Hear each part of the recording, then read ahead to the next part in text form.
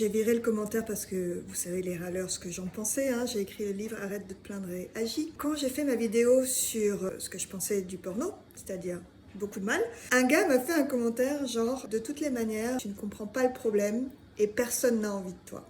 Alors, il y en a qui connaissent peut-être pas le miroir. En général, quand quelqu'un vous dit quelque chose, c'est qu'en fait, il se le renvoie à lui-même. Donc, quand quelqu'un me dit personne n'a envie de toi, c'est que lui, personne n'a envie de lui. Et le problème, clairement, c'est que du coup, il est obligé de regarder du porno pour pouvoir assouvir ses fantasmes. Alors, moi, je comprends très bien votre problème à vous les hommes, parce que bon, nous les femmes, je pense qu'on ne regarde pas de porno, on n'en a pas besoin. La plupart d'entre nous, je ne veux pas généraliser, mais moi, j'en regarde pas et mes amis en regardent pas, je pense pas en tous les cas. Et on n'en parle jamais, donc je me dis que c'est qu'il n'y a pas de pratique sur le sujet. Mais si, je comprends très bien que vous ayez des désirs et que vous n'ayez pas de femme à portée de main pour pouvoir les accomplir.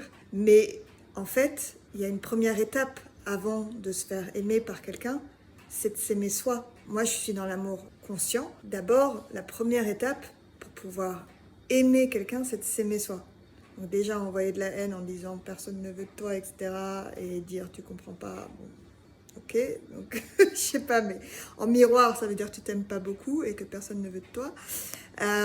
Et donc, je le prends pas pour moi, ce commentaire, en fait. Je m'en fous, mais j'ai un peu mal pour ce pauvre homme qui n'a pas compris qu'en fait, sa sexualité ne peut s'épanouir que si il se respecte lui-même. Et je lui proposais d'apprendre le multi-orgasme.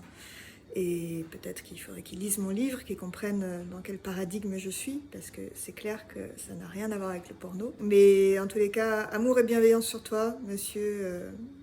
Voilà, qu'apparemment dont personne ne veut, hein, pas plus que moi. Dommage, mais je te souhaite de trouver une partenaire sexuelle qui satisfasse tes désirs et que tu satisfasses les siens et que vous puissiez vivre l'amour conscient, parce que c'est le plus beau cadeau que nous puissions vivre dans cette vie, en fait.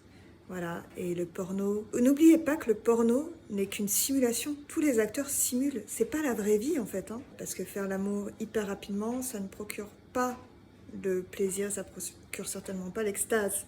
Et moi, ce que je vous propose sur ma chaîne, c'est d'aller vivre l'extase et non pas juste avoir un orgasme. Vivre l'extase, c'est complètement différent.